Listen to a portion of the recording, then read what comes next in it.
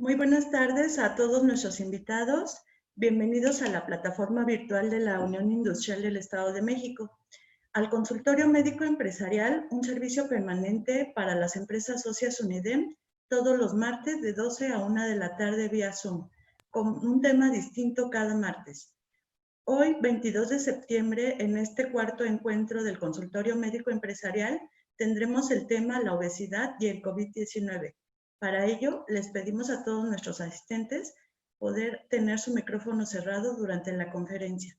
Las dudas técnicas, así como las preguntas para nuestros expositores, podrán ser escritas en el chat de esta plataforma, las cuales serán atendidas con mucho gusto. De acuerdo a nuestra orden del día, tendremos la bienvenida, la participación de nuestros expositores del día de hoy, la sesión de preguntas y respuestas y realizaremos la clausura a la 1:15 de la tarde.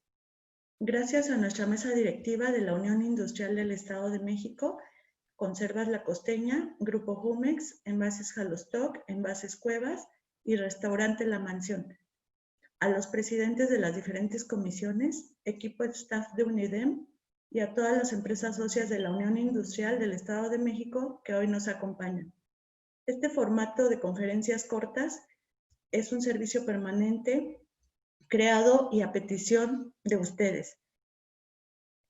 Sean todos bienvenidos. Iniciamos con el tema del día de hoy, la obesidad y el COVID-19, para lo cual presento al doctor Raúl Rivera Padilla, quien es presidente de la Comisión de Salud de la Unión Industrial del Estado de México. Bienvenido, doctor.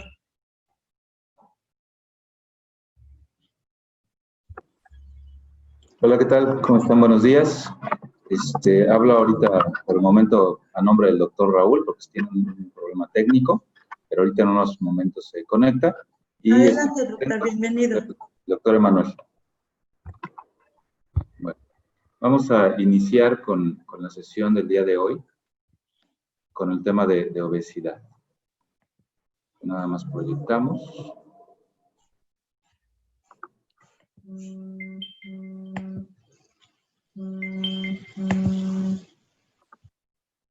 Vemos ahí la pantalla, ¿verdad? Sí la vemos. Bueno, como parte de estas sesiones, en tema de educación, en tema de médico, pues es muy importante seguir abordando las enfermedades crónico-degenerativas. En esta ocasión vamos a hablar de obesidad. Vamos a tocar 4 puntos principalmente en esta presentación y ya como último punto vamos a abordar de manera más profunda las últimas actualidades de COVID-19. En este tema de obesidad vamos a ver primero conceptos generales, que es el índice de masa corporal, factores de riesgo, complicaciones y tratamiento en lo que se basa esta enfermedad. Todos hemos escuchado, ya sea por parte de nuestros médicos, de parte ya de los nutriólogos, o de parte incluso de algún familiar, algún deportista, incluso lo que es el IMC, que es el índice de masa corporal. Bueno, el IMC es un método que se utiliza para estimar la cantidad de grasa corporal que tiene una persona. Es decir, del 100% de nuestro cuerpo, no todo es hueso, no todo es músculo, hay un porcentaje importante de grasa, que eso es lo que genera una estimación para determinar si tenemos peso normal, peso bajo, peso alto, es decir, sobrepeso, y obesidad propiamente. Ese es el índice de masa corporal. Propiamente, este índice pues, nos mide rangos que van desde un 17, un 16, en casos muy extremos, que ya es muy bajo, ahorita vemos una tabla comparativa, y puede llegar hasta más de 40 o 50. Propiamente, en ese rango, lo que supere más de 30 ya lo conocemos como obesidad. Y así es como se hace el diagnóstico de obesidad, usando el índice de masa corporal, también con algunas otras mediciones que se hacen, por ejemplo, medir la circunferencia de la cintura, medir la circunferencia del brazo y otro tipo de porcentajes de grasa que ahorita iremos abordando un poquito más a detalle en el transcurso. En esta tabla que vemos en la parte superior, pueden ver la fórmula que utilizamos para el cálculo de índice de masa corporal, que es extremadamente sencillo, es decir, cualquiera de nosotros lo puede calcular en su casa, ¿no? Y yo los invito a que lo podamos calcular y les explico cómo se hace. Todos tenemos en la parte superior un peso, ¿no? Y ese peso hay que evaluarlo en kilogramos, es decir, si yo me peso y en la báscula dice que tengo 80.5 kilos, así es como voy a tomar ese dato, 80.5. Y se tiene que dividir entre la estatura al cuadrado, pero la estatura se tasa en metros, es decir, si yo mido 1,80, tengo que multiplicar 1,80 por 1,80 y me da ese dato, que es la estatura al cuadrado. Y ya la última fórmula nada más es dividirlo. Es el peso que tengo entre ese valor que me acaba de dar, multiplicar mi estatura al cuadrado. Ese es el índice de masa corporal. Ahora, en tema de cálculo y de clasificación del índice de masa corporal, ha habido ya, desafortunadamente, una evolución en la medición de este índice de masa corporal. En esta tabla inicial, ustedes pueden ver una tabla que era muy detallada, hablaba desde índices de masa corporal, me voy hacia la izquierda, de menos de 18.5 puntos, es decir, un peso bajo. Un peso normal lo vemos en color verde, que está de 18.5 a 24.9 de índice de masa corporal. Es decir, mi equilibrio entre grasa corporal, músculo, hueso y mi estatura está acorde conmigo. Pero a partir de ahí, todo lo que se vaya incrementando genera ya una clasificación en tema de enfermedad hacia la obesidad. Todo empieza con un sobrepeso, con un índice de masa corporal de 25 a 29.9 y de aquí empieza la clasificación de obesidad. Esta clasificación que ustedes pueden ver en pantalla estuvo vigente más o menos hasta hace unos 3, 4 años y se las pongo para que podamos ver que este problema se ha ido incrementando tanto que ha obligado incluso a cambiar la métrica que utilizamos los médicos para poder evaluar los grados de obesidad. En aquel entonces todavía era de mucho uso evaluar la obesidad en grado 1, grado 2, grado 3 y grado 4, con dependencia de cómo iba aumentando el índice de masa corporal. Es decir, de 30 a 34, pues ya era una obesidad grado 1, pero podía llegar a una obesidad grado 4, que era más de 50 puntos en ese índice de masa corporal. Ahora, se han encontrado ya índices de masa corporal muy por arriba de ese índice de 50.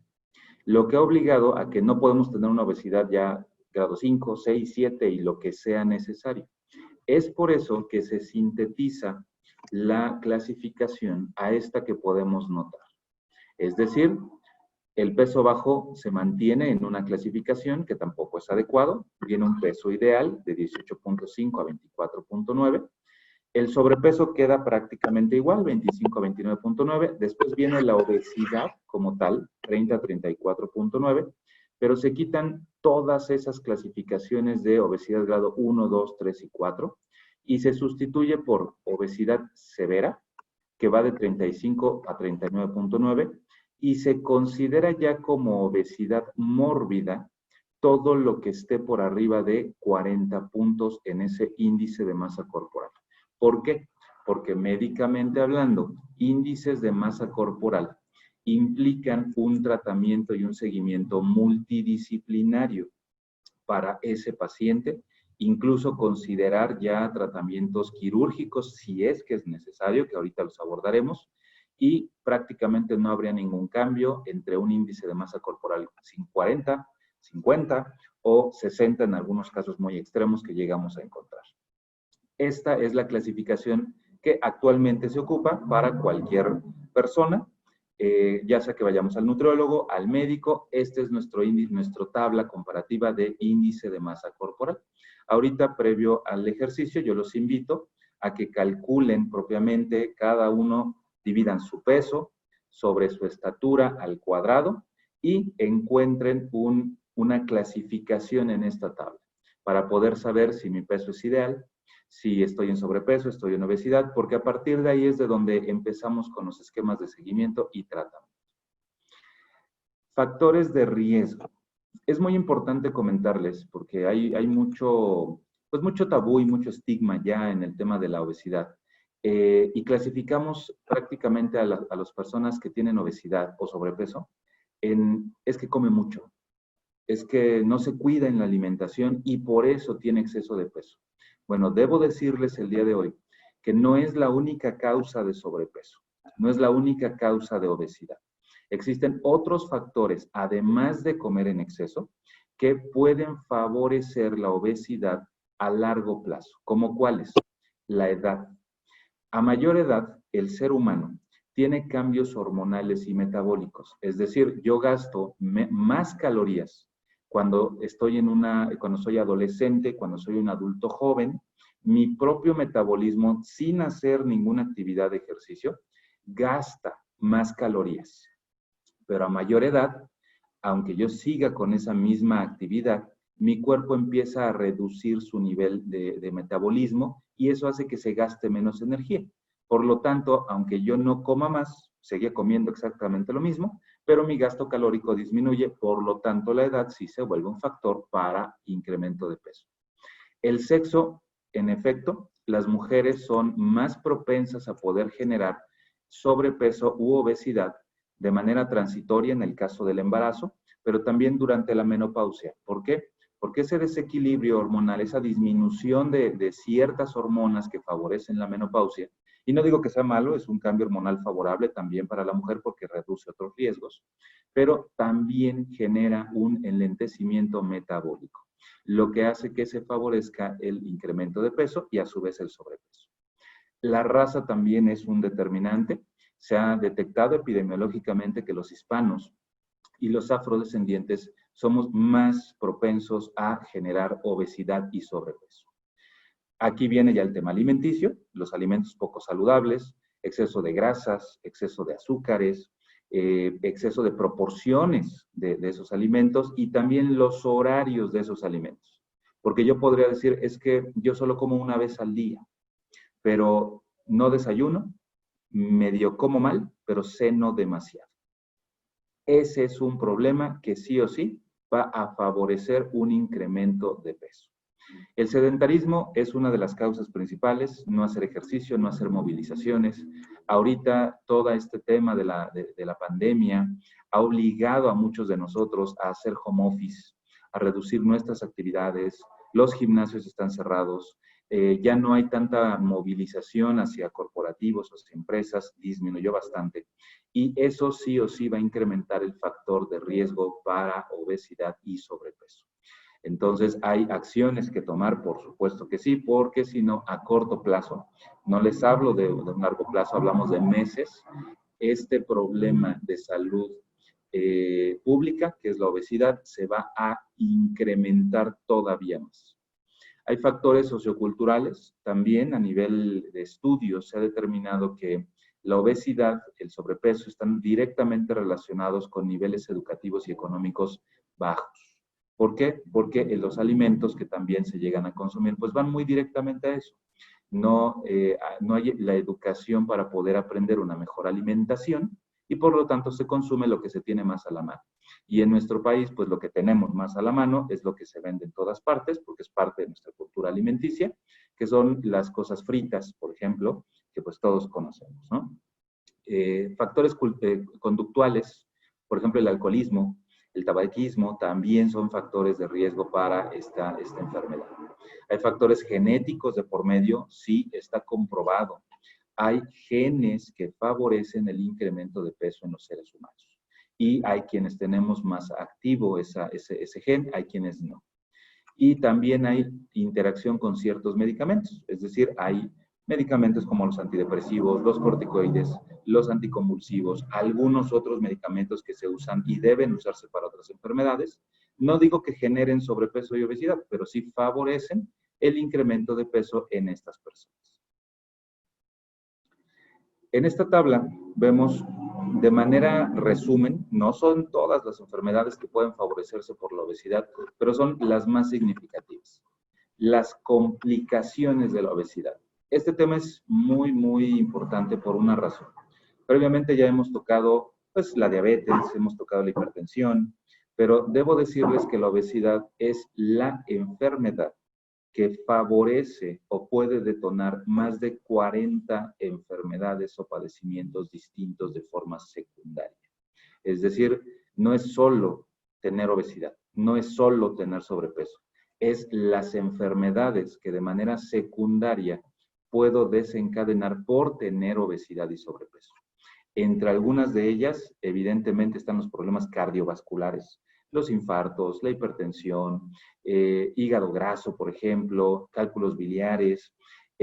Podemos tener incremento de probabilidad de ciertos tipos de cáncer, por ejemplo, cáncer de colon, cáncer de próstata, de útero. Se relaciona la obesidad muy fuerte con problemas de infertilidad. Hay problemas varicosos, diabetes, hay cáncer de próstata, de páncreas, hay hernias por el mismo incremento de la presión abdominal, va a haber hernias hiatales, apnea del sueño. ¿Qué es la apnea del sueño? Cuando vemos que esa persona está dormida, está roncando, ¿no? En la mayoría de los casos, y de repente hace un silencio y deja de respirar. Y posteriormente a eso empieza con una respiración agitada y otra vez a roncar. Esos periodos se llaman apnea. Son periodos de falta de oxigenación por ese aumento de presión que se genera a nivel abdominal y a su vez a nivel torácico, que dificultan la respiración. Es uno de los agravantes para un infarto al miocardio o para eventos vasculares cerebrales. También tenemos relación con afectación articular, dolor de rodillas, cadera, columna. ¿Por qué? Simplemente es un tema mecánico. El cuerpo está diseñado a cierta altura, dependiendo la talla, a soportar cierto peso. Las articulaciones tienen esa habilidad, esa facultad para soportar y estabilizar ese peso. Un peso por arriba de lo que nuestra talla puede soportar va a tener un impacto directo en las articulaciones de carga, principalmente rodilla, cadera y columna. Por eso hay mucha relación con el dolor de articulaciones, con artrosis que se desencadenan en estas regiones por el exceso de peso. Quiero aclarar que este daño articular se vuelve irreversible. Aunque esa persona pasara de una obesidad mórbida, de un índice de masa corporal de mayor a más de 40 y disminuyera hasta un índice de masa corporal normal, la afectación articular o el daño que se generó por artrosis es irreversible. Por eso este tipo de complicaciones se consideran graves. Todos hemos escuchado por cualquier vía, vecinos, amigos, conocidos, es que es gordito porque es de huesos anchos, ¿no? Es que así es su complexión, es que es de familia y pues tienen mucho músculo. Bueno, ¿qué creen? Eso no es verdad. Sí hay diferencia en el tamaño de los huesos de un ser humano con otro, entre razas, entre sexo, mujeres, hombres, pero no son variantes tan significativas. Ustedes en esta imagen pueden ver una imagen amplificada por rayos X de cuerpo completo de una persona con obesidad mórbida de más de 40 índices de masa corporal, casi llegando a 50. Y este estudio es específico para poder evaluar tejidos muy suaves y tejidos blandos. Pueden ver en la imagen derecha o en la izquierda que en el interior se ven los huesos, se ve la densidad ósea. Disculpe. Se ve la densidad ósea. Es decir, los huesos siguen estando en su posición. No crecen con relación al volumen de peso de esa persona. Y pueden ver la silueta alrededor, que es la grasa y el músculo. Todo esto que está alrededor es lo que genera el problema mayor para un paciente obeso. ¿Por qué? Porque todo ese peso adicional va a afectar directamente los órganos internos, las articulaciones y todos los demás sistemas de ese individuo. Vean ustedes en la parte inferior, en la primera imagen de izquierda a derecha, pareciera que los huesos de abajo, que van de los pies hacia las rodillas, están ligeramente curvos. Esa posición de los huesos no es normal. Deberían estar completamente derechos. Pero por el exceso de peso, los huesos tienen que buscar una posición, una angulación distinta. Esto es lo que genera la artrosis y por lo tanto se vuelve irreversible. En esta otra imagen pueden ver dos comparativos de una resonancia a color. Estamos en un corte como si al ser humano lo hubieran cortado de arriba hacia abajo, viéndolo de frente. Y vemos las proporciones. A su derecha pueden ver una persona de sexo femenino, de un peso normal. A su izquierda pueden ver una persona con obesidad. No es una obesidad mórbida, apenas es una obesidad severa. Y lo que quiero que notemos es lo siguiente. Aparte de la deformidad en miembros inferiores, que es muy notoria, es decir, en los pies, por justo este cambio de presión y de peso, hay mucho más tejido blanco, amarillento, que ustedes lo pueden ver.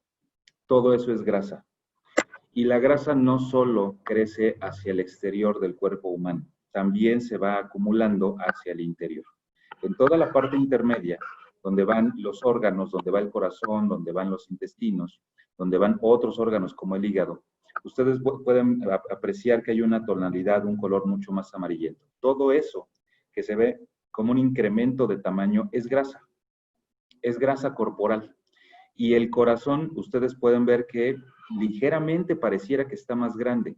¿Qué creen? El tamaño sigue siendo el mismo. El problema es el incremento de la capa grasa que está alrededor del corazón. Y esa capa grasa también necesita sangre para poder crecer, por lo tanto el gasto cardíaco de esa persona aumenta. El corazón aumenta su flujo, pero también crece porque es un músculo y eso nos lleva a una insuficiencia cardíaca a mediano plazo. Es una de las complicaciones de la obesidad. Aquí vemos ya de manera más sistemática esa imagen y podemos ver cómo se ven a una escala microscópica pues ciertos órganos. Vemos el cerebro, que también tiene acúmulo de grasa, el hígado, se forma un hígado graso, estas partes que ustedes pueden ver como bolitas amarillas, pues es grasa. Y desafortunadamente el daño de un hígado graso se vuelve irreversible para el ser humano. También en los órganos sexuales hay acúmulo importante de grasa, en pulmón, en articulaciones, el daño y la grasa abdominal. Nosotros vemos un daño y una agravación muy directa y relacionada al aumento de grasa abdominal de ese individuo con un problema cardiovascular. Es decir, las personas que vemos que tienen su abdomen mucho más grande, ¿no? Y la grasa se acumula en esa región, tienen mucho más tendencia a generar infartos que el resto de la población. Ahora, una vez que tenemos ya pues detectado qué es la obesidad, por qué se genera la obesidad, cómo se ve una persona con obesidad y por qué es importante detectarlo, pues viene el tratamiento. Pero antes de mencionarles propiamente el tratamiento, tengo que ser muy claro en una cosa. La obesidad ha sido uno de los factores de riesgo más grandes que hemos tenido para el COVID-19 en tema de mortalidad. Repito, ya se los comentaba previamente, no porque el COVID por sí solo mate a las personas, es porque interactúa con las otras enfermedades que tienen descontrol en ese individuo. Pero si ese individuo tiene una diabetes, solo hablamos de una enfermedad. Pero si ese individuo tiene obesidad y es una obesidad descontrolada, estamos hablando de una obesidad mórbida, es muy probable que no solo tenga obesidad, que tenga diabetes, que tenga hipertensión, que tenga problemas vasculares, que ya tenga hígado graso, que tenga ya secuelas a nivel renal, y esto es lo que va a incrementar esa afectación, esa mortalidad, cuando se combine con una infección por COVID. Por eso el tratamiento para la obesidad en nuestro país es de extrema importancia y ustedes ya lo pueden ver a partir de hace unas semanas, ya casi meses. El gobierno de nuestro país, de la Ciudad de México específicamente, ya implementó una normatividad, una norma oficial mexicana para etiquetado de alimentos, lo cual se vuelve obligatorio. Es decir, cuando antes comprábamos un pan, algún alimento, pues veníamos el empaque normal, ¿no? Con lo que contiene, con los beneficios, las características y todo de manera bastante llamativa en tema de marketing. Posteriormente, hace varios años, se agregaron algunos señalamientos en tema nutricional. Es decir, pues tiene este producto, tiene ciertas calorías, tiene tanta cantidad de sodio, tanta cantidad de glucosa y tanta cantidad de carbohidratos. Bueno, como eso no ha bastado, porque seguimos siendo el primer país a nivel mundial en sobrepeso en adultos y niños ya, a partir de hace unos meses se metieron otro tipo de etiquetados de forma obligatoria. Y ahora cuando compramos un alimento, pues ya vemos esos hexágonos negros, ¿no? Que tienen ahí advertencias en este alimento es alto en azúcares, ¿no? Y con un negro ahí todo llamativo. Es porque es una de las estrategias que el gobierno ha determinado en tema de salud pública para advertir, porque al final no se puede obligar a nadie, para advertir a la población de lo que están consumiendo. Y que eso que están consumiendo, tal vez pensábamos que no era tan malo, pero ya con la etiqueta podemos saber si es alto en azúcares o si es alto en algún otro tipo de alimentos que no son saludables. Por lo tanto, el tratamiento para un paciente obeso tiene que partir en varias aristas. Es decir, no es solo come menos, que es lo más común, ¿no? Quiero bajar de peso, ¿cómo le hago? Pues voy a bajar alimentos. No, no es la única solución para eso. Estadísticamente y en tema de proporción, un tratamiento para control de peso es efectivo cuando por lo menos se baja entre el 5 al 10% de ese peso en un lapso de 6 meses. Todo lo que esté un poquito por arriba de ese porcentaje, vamos bien, pero lo que esté por abajo es que algo está pasando. Y tal vez no basta solo la dieta, no basta solo el ejercicio, hay que implementar otro tipo de factores. Entre los tratamientos más comunes que vamos a encontrar es, número 1, la alimentación, pero la alimentación debe tener 3 características principales. Una, bajar el aporte calórico. Es decir, si yo consumo al día 3,000 calorías, pues debo reducir ese aporte calórico, tal vez a 2,000, 2,100, para que mi cuerpo siga funcionando de manera adecuada, no me muera yo de hambre, porque tampoco es el objetivo, y esa diferencia de 1,000, pues va haciendo que yo baje gradualmente de peso.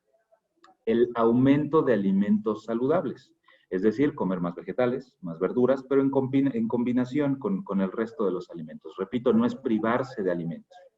Y los horarios de alimentación, es decir, lo ideal es que toda persona, todo ser humano, ingiramos alimentos 5 veces al día para evitar ayunos prolongados. Porque aunque yo comiera solo 1 o 2 veces al día, pero si lo hago en la noche, antes de dormirme, o lo hago solo en la tarde y paso un ayuno muy prolongado, eso sí va a tener una afectación metabólica y voy a tener incremento de peso. Ejercicio, tampoco se trata de matarse en el gimnasio o correr horas completas. Hablamos de una proporción de 20 minutos diarios de ejercicio. Y puede ser desde caminata, puede ser de una bicicleta, lo que tengamos a la mano. Tampoco tiene que ser un ejercicio muy completo, pero hay que empezar con un ejercicio diario. Hay también tratamientos farmacológicos, pero hay que ser muy claros en esto. Los medicamentos farmacológicos no se usan solos. Ese es un error muy frecuente. Que yo quiero bajar de peso, entonces voy con mi médico, me receta este medicamento, porque se requiere receta médica para algunos de ellos, y me lo voy a tomar para bajar de peso. Mejor no gasten en ese tipo de estrategia, porque solo van a bajar de manera temporal por el efecto del fármaco, pero al dejar el fármaco al margen de sus complicaciones normales que puede tener, va a haber un incremento de peso. ¿Por qué? Porque no hicimos modificación en alimentación, ni tampoco en ejercicio. Es decir, el medicamento se debe utilizar en combinación con una alimentación adecuada o mejor y con una actividad, aunque sea mínima, de ejercicio. Y también en casos severos se manejan tratamientos quirúrgicos, pero hablamos de casos severos de obesidad, pero no los extremos. Porque si hay personas, hay seres humanos que tienen un índice de masa corporal muy grande, y no son candidatos para cirugía. Por el riesgo que conlleva la anestesia, el propio procedimiento quirúrgico, pues supera el riesgo al beneficio, por lo tanto hay que irlos bajando de peso gradualmente para que lleguen a un peso que pueda soportar la cirugía. Es decir, no solamente es me voy a hacer un bypass gástrico para bajar de peso. Y el secreto de toda reducción de peso está en este esquema. No es nada fácil de llevarlo, pero depende de varios factores el que una persona que ya tiene obesidad mórbida pueda bajar de peso y mantenerse así el resto de su vida. Número uno es el tratamiento, que ya lo veíamos previamente, ya sea dieta, más ejercicio, más fármacos, más cirugía si es necesario. Pero también se requieren visitas individuales al médico o al nutriólogo. También va a ser necesario talleres para enseñarle a esa persona a hacer sus alimentos, porque muchos de nosotros no estamos acostumbrados pues a prepararnos, aunque sea algo rápido, ¿no? Lo compramos, hay que ser honestos, y lo compramos donde sea más rápido porque no tengo tiempo. Entonces, este tipo de talleres que existen, pues nos enseñan a cómo hacer pequeños snacks muy rápidos, pero que sí nos nutran, que sepan rico también y que no nos generen este problema. También, en casos necesarios, sesiones de grupo. La obesidad, por per se, tiene aspectos psicológicos implicados y muchas veces se considera el tema del consumo del azúcar como una adicción y de los carbohidratos. ¿Por qué? Porque sí genera un bienestar, aunque sea temporal, el consumo de esos alimentos. Por lo tanto, se requieren sesiones de grupo para poder platicar, aprender de los demás, sacar ese tipo de información que vamos guardando nosotros y podamos ir trabajándolo en conjunto. Cursos, cursos como estos, para poder saber o entender lo que es la enfermedad de obesidad. Seguimiento psicológico. Es muy importante entender que una persona con obesidad, y más una obesidad severa, no necesariamente tiene ese peso por gusto. Y repito, no, lo comentaba en un inicio, no quitémonos ese tabú de que las personas tienen obesidad porque comen mucho, porque eso responsabiliza por intención a esa persona, y no es en todos los casos. Hay casos en los que sí, pero no en todos los casos. A veces hay problemas psicológicos implicados, es decir, les pongo un ejemplo, tal vez esa persona tuvo algún tipo de trauma emocional en su juventud, algún familiar, algún deceso que haya tenido, y gracias o a causa de eso genera una depresión, lo cual debe llenarse por alguna forma, y a veces tienden hacia algún tipo de actitudes psicológicas, pero también hay muchas personas que encuentran esa seguridad o ese llenado de vacío en el alimento. Cuando comemos alimentos, cuando estimulamos las papilas gustativas, generamos un bienestar, aunque sea temporal, pero sí lo generamos. Por lo tanto, ese aumento de ingesta alimenticia puede estar relacionado con el incremento del alimento y la obesidad. Luego, el seguimiento nutricional es importante. Recuerden, no es dejar de comer. Una dieta no es privarse de alimentos. Un buen nutriólogo les va a indicar un buen esquema de alimentos. De hecho, la mayoría de los pacientes que llevan una buena dieta perciben que comen más que antes. Y es un comentario bien frecuente. Doctor, es que antes yo no comía tanto. ¿Cómo voy a bajar de peso con esto? Pues, ¿qué creen? Sí se va a bajar de peso, porque aunque sea más alimento, es adecuado y es en buenos horarios. Y un seguimiento médico para el resto de las enfermedades que se hayan desencadenado o que estén trabajando en conjunto. Así como la obesidad nos genera un sinnúmero de problemas médicos, también puede ser una solución, entre comillas, fácil, porque si controlamos la enfermedad primaria, que es la obesidad, pues también se controlan otro tipo de enfermedades como la hipertensión o la diabetes, incluso se pueden eliminar por completo y no tener tratamiento para esas enfermedades. De manera general, esto es la obesidad. Ahora los voy a dejar con el doctor Raúl para que podamos abordar el tema de COVID en últimas actualidades, para que tengamos un poquito más de información y referencia de por qué esta enfermedad pues, es importante tratarla.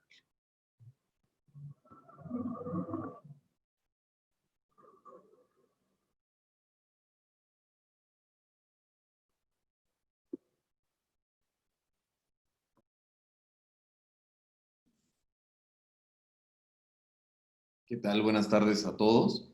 Pues vamos a seguir con el tema en relación a COVID. ¿Por qué es importante hoy cómo hemos enfrentado la mortalidad? Realmente, ¿quién se muere? ¿Y qué se habla en el mundo acerca del comportamiento de esta pandemia? Si se dan cuenta, pues ya llevamos varios meses que esto ha puesto en jaque al mundo y que nos ha determinado una nueva pauta, un nuevo camino a seguir en todos los aspectos, social, económico, en materia de salud. Se nos hablaba todavía de un rebrote, el cual pues sigue pendiente, pero día a día enfrentamos casos. Hoy les podría decir que sí hemos tenido ya las experiencias de quiénes han fallecido, por qué han fallecido, hemos tratado de reunir la información, porque en el mundo se nos decía que a través del tiempo, pues lo íbamos a conocer de una mejor manera. Entonces, eso es cierto, hoy lo conocemos de una mejor manera, pero SARS-CoV, que es un virus, que este virus se comparte con zoonosis, quiere decir que junto con los animales todavía tenemos ahí pues la hipótesis de que este virus viene del murciélago, que algunas entidades se contagiaron por el consumo de mariscos y demás. Entonces, eso fue el inicio, pero hoy en cada persona se comporta de una manera diferente. Entramos a lo que es el ser y padecer. Cada quien lo padece de manera diferente. Entonces, a nivel internacional se busca hacer un consenso de saber qué es lo que más afecta para darle solución y evitar una mayor cantidad de muertos. Entonces, ¿qué se determina y por qué se han retrasado las vacunas? Que es otro aspecto muy importante de todos. Dicen, bueno, ya salió la vacuna rusa, ya está metido AstraZeneca, ya se metió Oxford. ¿Por qué no llega la vacuna a México si se está muriendo tanta gente, si están enfermando, si somos el primer lugar en muerte de personal de salud?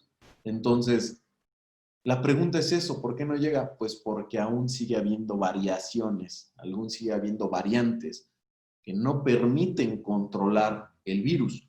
Entonces, hoy en día, ¿qué sabemos? Que existen dos cepas de este nuevo coronavirus. Ajá, por eso se determina nuevo coronavirus. A la familia que pertenece ocupa como el séptimo lugar de todos los que se conocen en el coronavirus, las epidemias pasadas.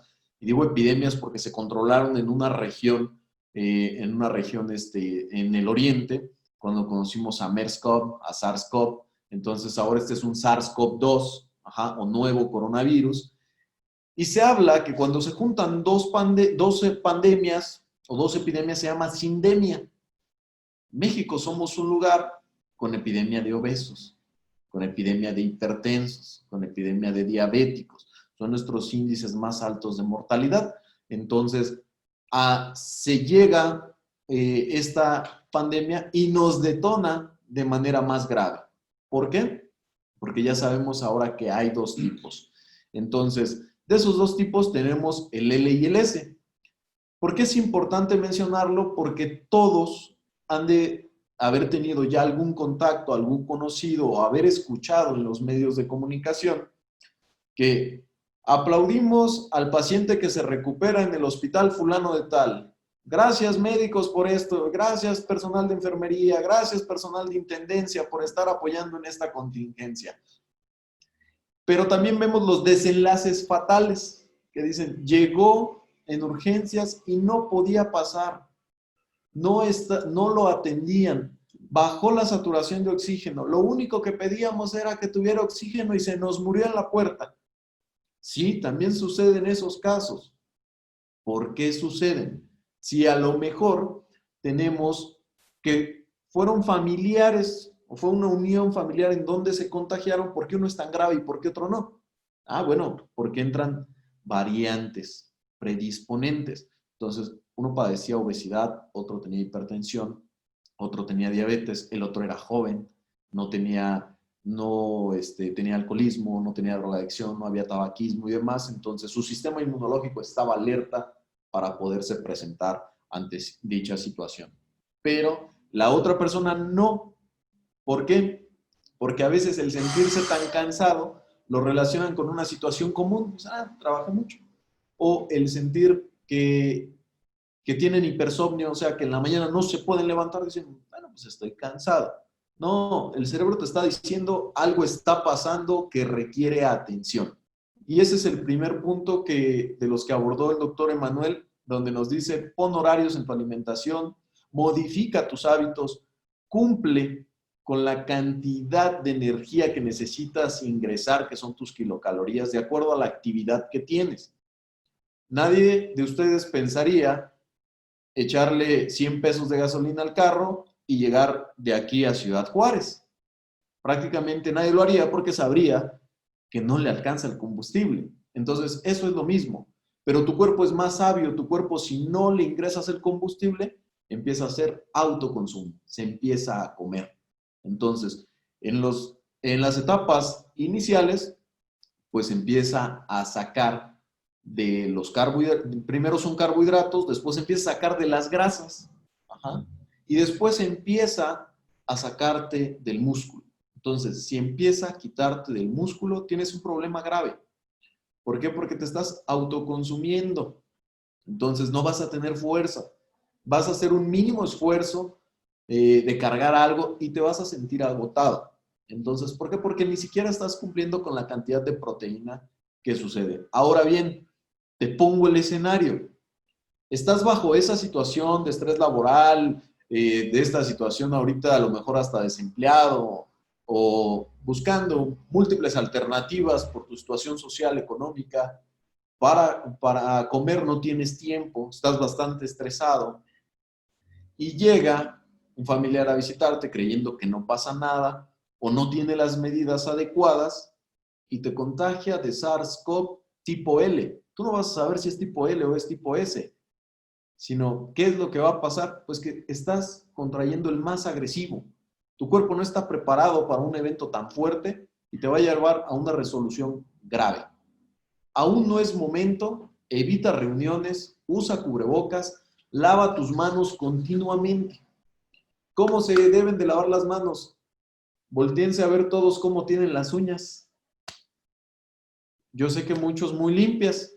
Pues bueno, hay que hacer un frote interdigital, que estos espacios se limpien. Lavar el dorso también de la mano. Limpiar el pulgar. Todo su pulgar de ambos. Cada dedo, darle vuelta. Las uñas de esta manera, buscando sacar los restos que tengamos de suciedad en las uñas. Ajá. El jabón es maravilloso, hay que utilizarlo, hay que estarse lavando las manos. Si no tenemos un lugar donde lavarnos las manos, pues entonces utilicemos soluciones alcoholadas. Ajá. Eso es muy importante. Entra a un lugar, póntela, salte del lugar, vuélvetela a poner. No dejes nada ni te lleves nada. Ajá. Usa tu cubrebocas. Porque lo que sí está eficazmente comprobado es que por medio de secreciones, nariz y boca, gotículas al hablar de la saliva, transmiten el virus. Entonces, entra otra variante. ¿Quién va a enfermar más grave? A quien se le contagie más virus. Entonces, podemos tener la situación de que estar hablando, se comparten 200 partículas virales y para enfermar grave necesitas 2000 partículas, pero vas al banco y dices, no hay nada, no se ve nada, utilizas las teclas del cajero y demás, ya te llevaste otras 500 y así las vas sumando hasta que empiezan signos y síntomas en un cuerpo que no está preparado, porque estar en estado de obesidad es como estar en inflamación continua. Entonces, la inflamación siempre ha sido sinónimo de enfermedad. Entonces, obesidad es inflamación, inflamación es enfermedad. ¿Por qué es importante la higienización de manos, el lavado de manos? Porque en diversos materiales dura bastante tiempo el virus. Entonces, plástico, acero inoxidable, se ha comprobado que dura hasta 72 horas. En el cobre, 4 horas. En el cartón, un día, 24 horas. Entonces, hace días, cuando iniciaba la pandemia, una señorita en una conferencia me preguntó, doctor, tengo una duda. Si voy al baño me puedo contagiar. En ese momento no conocíamos mucho de fluidos, de dónde se contraía, cómo se contagiaba. Y yo le dije, sí. ¿Por qué? Porque sabíamos que incluso el semen transmitía una carga viral. Entonces, se ha estudiado, algunos artículos sí nos dicen que es oral fecal. Ajá, o sea, que sigue siendo vías respiratorias, boca y también fecal. Entonces, recomendación para las damas. Utilicen sus toallitas como las de los niños, las de Pampers y eso, y agréguenle agua oxigenada y alcohol. Ajá. Se puede, o hacer la mezcla del alcohol al 70%, ténganlas. ¿Para qué? Para que limpien, saniticen en donde van a hacer del baño. La mujer es la más propensa. ¿Ah? El índice de mortalidad es más alto en hombre. El hombre somos los que más se mueren. Pero, entonces, ¿quién contagia? ¿No? Entonces, eso es romper mecanismos de transmisión. Ajá. Tú puedes entrar al sanitario, limpia el retrete, limpia la perilla. Si se dan cuenta de la imagen, pues lo que pongo es la perilla. Entonces, eso es lo que hay que tener contacto. Si tú entras a un lugar, a una tienda así, haz todo lo que tengas que hacer, pero tus manos, y no te toques la cara. Cuando estés ahí, no te lleves las manos a la cara. ¿Por qué? Porque si la traes en las manos y te lo lavas, se acabó. Pero si empezaste a tocarte la cara, tenemos problema. Ajá. Si tienen hombres la maña de escupir y eso, no lo hagan. No lo hagan porque ahí también desprende gotículas que podemos ocasionar daño, aparte de que pues, es de muy mal gusto, ¿no? Y cuando visitemos entornos sanitarios referidos a hospitales, clínicas, laboratorios y demás, pues debemos tener más cuidado. Recuerden que pues, esos lugares son frecuentados por enfermos. Hoy, de los pacientes que he visto que el desenlace ha sido grave o fatal, creen que no tienen la enfermedad. Entonces, cuando te dan todos los datos, necesitamos hacerte prueba de COVID, y necesitamos iniciar el manejo ya. ¿Por qué? Porque nada me garantiza a mí que cuando empiezas a tener tos, que cuando empiezas a tener fiebre, ajá, y se te quita, porque la fiebre es intermitente, no la tienes continua. La fiebre es es que de ratito me sentí mal, empecé a sudar, fiebre 78, digo 38. 38, caray, bueno, ahorita se me quita. Sí, se te quita. En la noche te vuelve a dar. Y después ya se empieza a acompañar con tos. Entonces, ese es el momento en el que hay que iniciar tratamiento, no esperar a la desaturación, a la desaturación de oxígeno, que no puedas respirar, porque entonces ya será un estadio más grave. Otra de las situaciones donde se han encontrado, se hacen cultivos en los equipos, en el mouse de la computadora. Otro de los puntos importantes para todos los empresarios que tienen asistentes, que tienen secretariado, cubran los teclados de sus computadoras con plástico.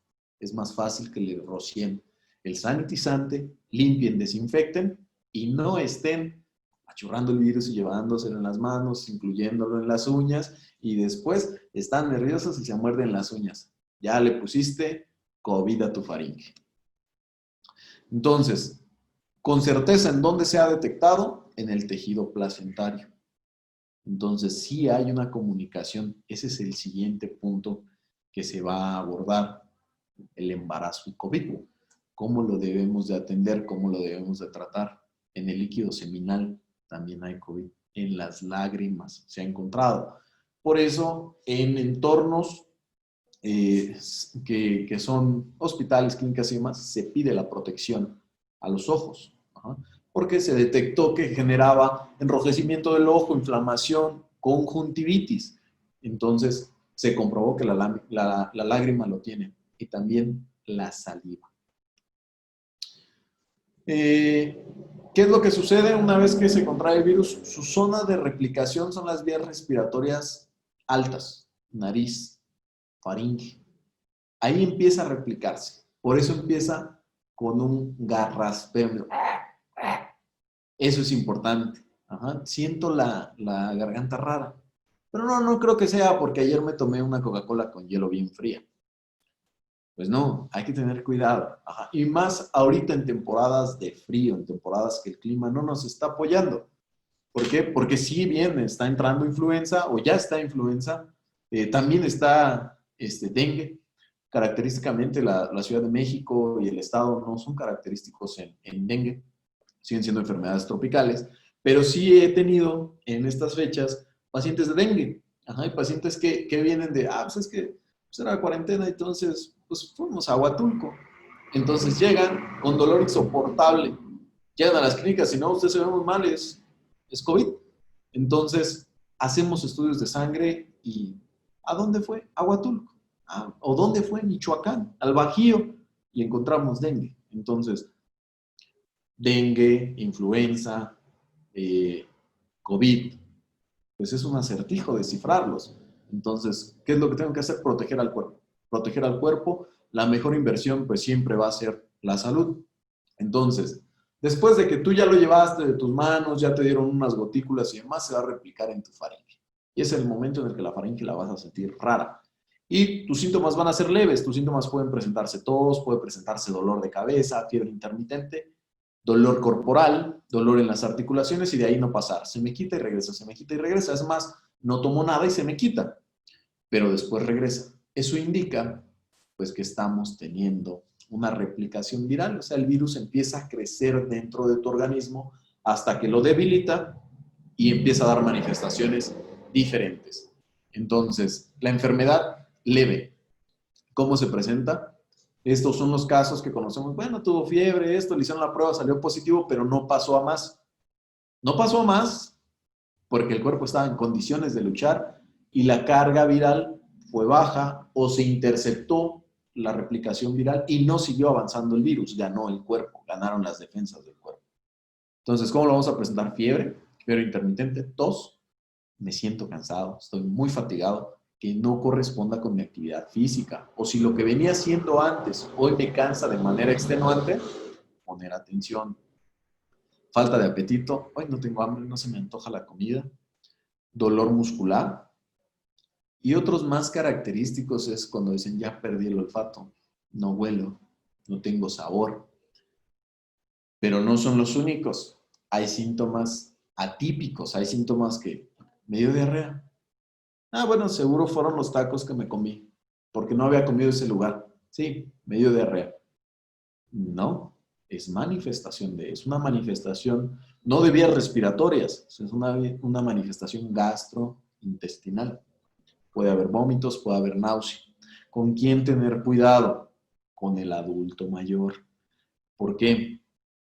Porque en un cuerpo que ha tenido un deterioro, un desgaste de la maquinaria biológica, no se presenta de la misma manera. Entonces puede sentirse más cansado, en algún momento perder la alerta, estar incoherente y de repente regresar, o no, tener un síndrome confusional se llama, entonces que nos puede dar indicación incluso hasta que se está teniendo una embolia, un infarto cerebral, y no, es un síntoma característico o atípico de lo que es la manifestación y puede ser leve. Entonces, comúnmente en un sistema tan debilitado no hace fiebre. No hay forma de que responda el sistema inmunológico, por lo tanto, pues no hace fiebre. ¿En quién más tenemos de tener cuidado, tener alerta? En el embarazo. ¿Por qué? Porque algunas de camino un poquito y me falta el aire, siento que es por la barriga que me ha crecido tanto.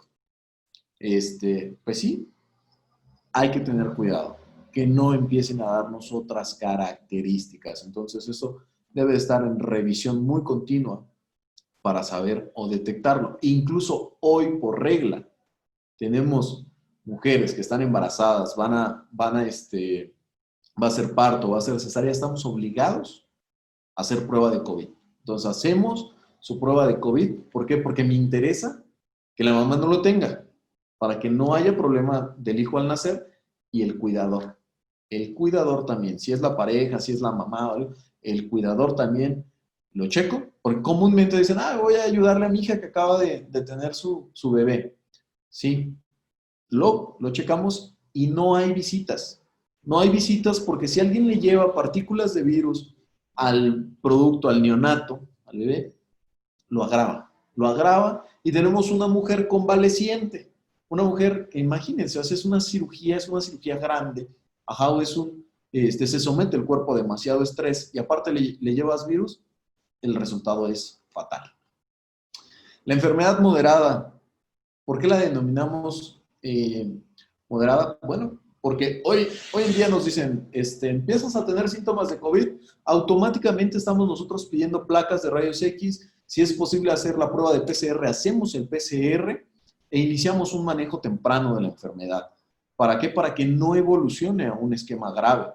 Pero sabiendo que a lo mejor que existen 2 cepas, alguno de ellos se puede comportar grave y es el que no responde al tratamiento, el que necesita un manejo a lo mejor de intubación y manejo en terapia intensiva porque no responde. Entonces, la enfermedad moderada se ha comprobado más en adultos, jóvenes y en adolescentes. ¿Qué caracterizan? Que la fiebre empieza a ser más continua, que empieza a tener más tos, dificultad para respirar de repente, subo las escaleras y algo que hacía comúnmente y no me causaba esa dificultad. Entonces empieza a hacer la respiración más rápida. El cuerpo empieza a captar que nos falta oxígeno, que nos falta aire, o sea, esa mezcla de gases, y empieza a hacerlo más rápido. Empieza a hacerlo más rápido, más rápido. Cuando lo hace demasiado rápido, es un dato grave. ¿Por qué? Cuando pase de 30 respiraciones por minuto es un dato grave, porque son músculos de la respiración que están haciendo esto a la caja torácica. Entonces, para que se expandan tus pulmones, baje el diafragma. ¿Qué es lo que pasa? Es que como todo músculo se van a fatigar, se van a cansar. Es como cuando se van y corren 10 kilómetros, llegan agotados. Así está funcionando. Entonces, si se agotan, generan mucho ácido láctico y después llega la fatiga y ya no puede hacer esto. ¿Qué necesita? Manejo avanzado. Alguien que le meta aire directamente al alveolo y lo mantenga abierto para poder meter oxígeno al cuerpo. Entonces, ¿qué característica tenemos? Sacamos la placa de rayos X, empezamos a ver cambios de inflamación y decimos, estamos empezando con una neumonía. Necesitamos detectar esa parte para dar un manejo oportuno. ¿Y la grave? Pues la grave es porque ya baja la saturación de oxígeno, una saturación de oxígeno menor a 90, incluso hoy se dan las alertas desde menor a 92. Cuando empieza a tener menor de 92, alerta. ¿Pero qué debemos de hacer? Conocer al enfermo. ¿Por qué? Porque a lo mejor es una persona que ya tiene comorbilidades, que es diabético, que es hipertenso, que es obeso, que tiene problemas pulmonares y que tenemos que saber de conocerlo, revisarlo para que no agrave, ¿no? Y dar manejo oportuno, suplementación de oxígeno y demás. Los niños, ¿cómo se ha presentado? Los niños sí ha habido casos, son de menor incidencia. La mayor cantidad de casos en niños ha sido con diarreas, con datos gastrointestinales, vómitos, pero lo grave que hemos encontrado es que se empiezan a poner moraditos y eso le llamamos cianosis central. Y son niños que empiezan con dificultad respiratoria y pues bueno, ya es un dato grave que necesita manejo avanzado. Y pues la dificultad respiratoria. A veces estamos muy cerca y se escucha como si estuvieran gruñendo, como si algo estuviera haciendo espuma adentro. Eso es grave, eso es delicado. Imagínense, los pulmones son bolsas de aire. Entonces esas bolsas empiezan a llenar de moco y cada vez pierden la capacidad de hacer esto. Entonces se quedan así. Y eso es una situación delicada. ¿Qué hacemos?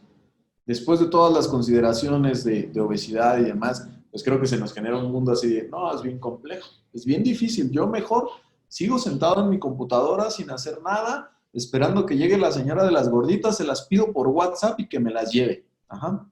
Sí, bueno, y que me traigan una coca porque me siento cansado. Estoy muy cansado, necesito tomar un vaso de Coca-Cola.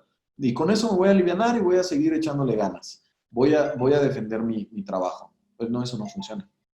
Eso no funciona porque no puede ser el alimento base. No tiene nutrientes. No te va a desencadenar funciones o no te va a dar actividades. Entonces, ¿qué proponemos? Pues existen diversos ya en el mercado tratamientos preventivos, como puede ser la Nuberasa, que es un antiviral y es mexicano, es orgullosamente mexicano, lo podría decir, porque es altamente efectivo. Y ¿cuál es la desventaja? Que su mayor aplicación es inyectable. Entonces, no todos se inyectan, pero sí funciona. A los niños se los hemos nebulizado, hemos dado en vapores para nariz y boca. A los adultos mayores también se los hemos dado sublingual. Ajá. Y la finalidad que es subir las defensas. Ajá. Tenemos un mecanismo antiviral y tenemos un sistema inmunológico fuerte. ¿Cómo lo hacemos? Hoy en día debemos y seguiremos utilizando factor de transferencia. Inmunin, el factor de transferencia, pues está garantizado de que mantiene la cadena fría, de que estamos dando elementos vivos que tienen una función y que entran a la célula para inhibir la replicación viral. Funciona preventivo, funciona curativo y funciona en recuperación. Que las personas que logren recuperarse de COVID, pues necesitarán también tratamiento. Y otro de ellos, que es homeoferón. Homeoferón, pues es un compuesto ya probado en materia internacional de interferones, de respuesta para virus y algunos otros medicamentos homeopáticos que se han hecho la combinación, tienen la investigación tal cual para presentarse ante infecciones vías respiratorias.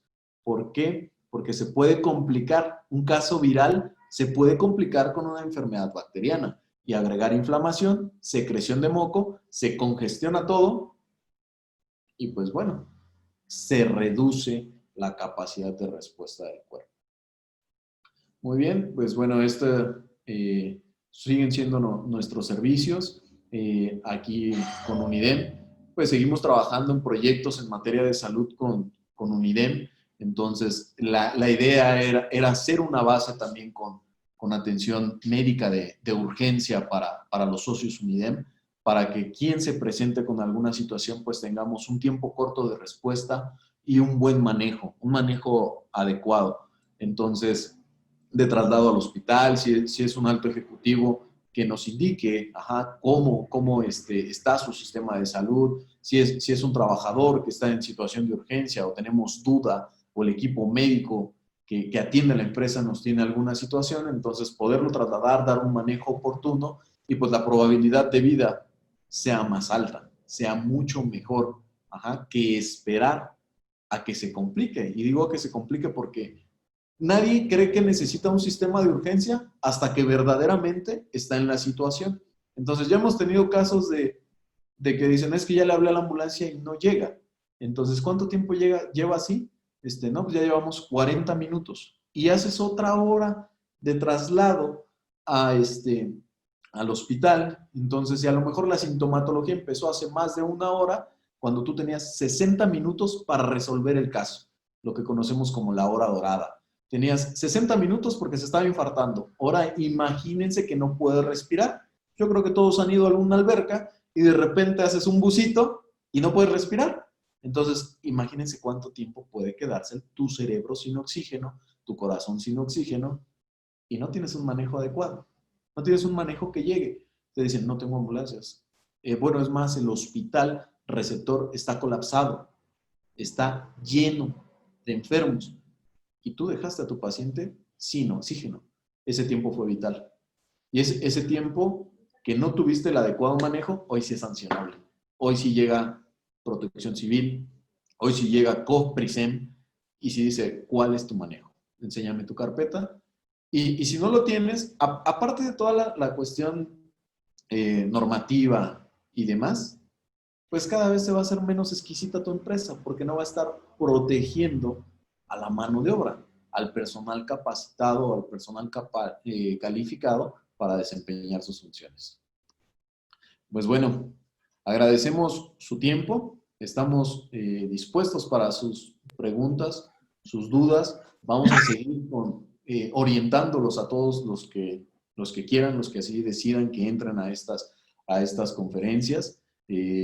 Vamos a estar apoyándolos. Estamos también nosotros como médicos pues consternados con todos los decesos que hemos vivido, con todas las enfermedades graves que nos han complicado y pues es una situación verdaderamente triste. Es una situación que está poniendo en jaque al mundo y pues prácticamente si tenemos personal más capacitado va a suceder de menor intensidad.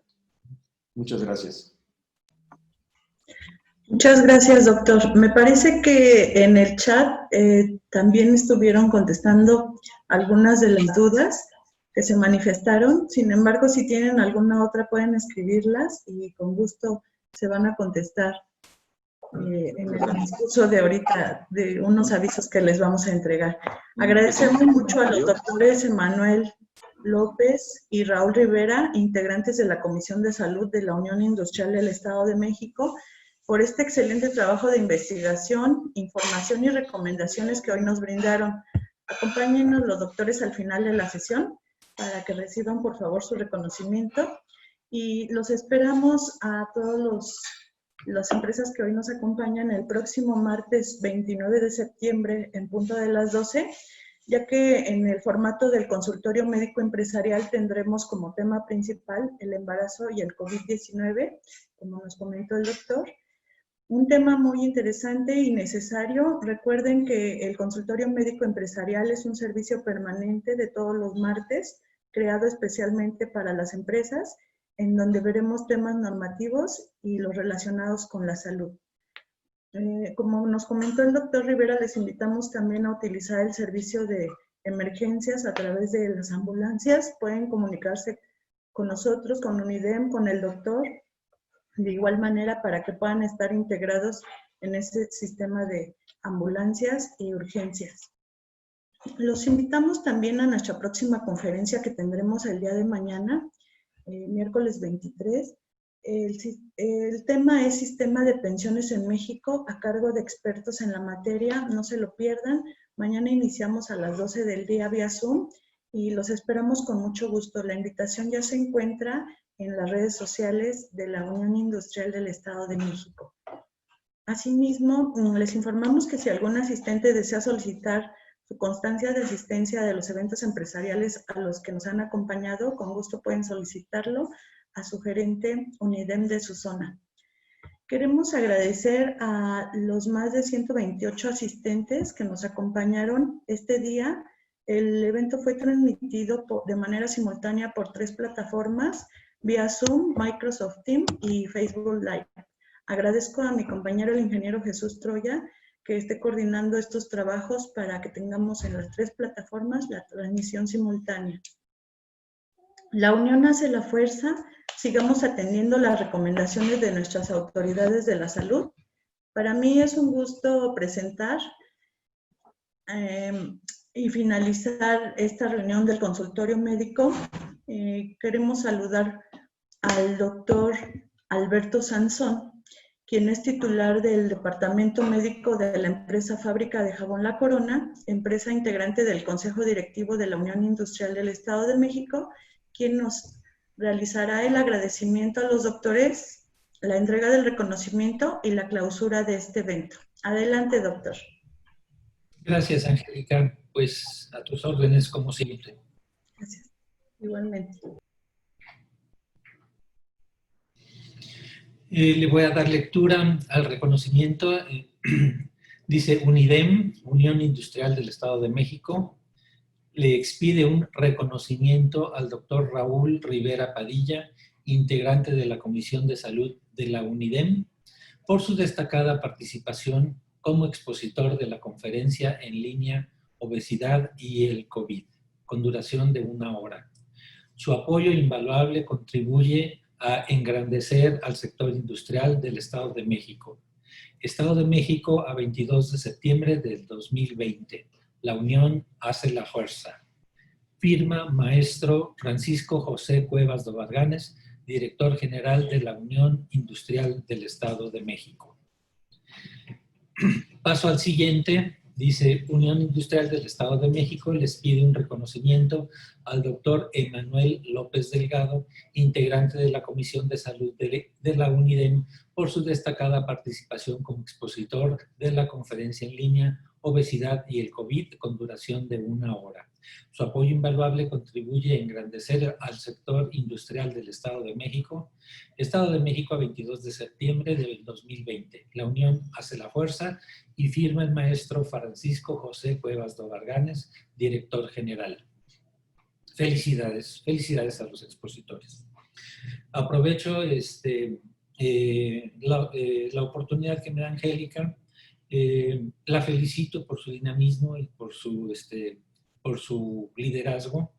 Y atendiendo a su solicitud, me permito declarar clausurada la sesión del día de hoy. Gracias a todos. Muchas gracias, doctor. Gracias a todos. Hasta pronto. Que estén bien. Gracias.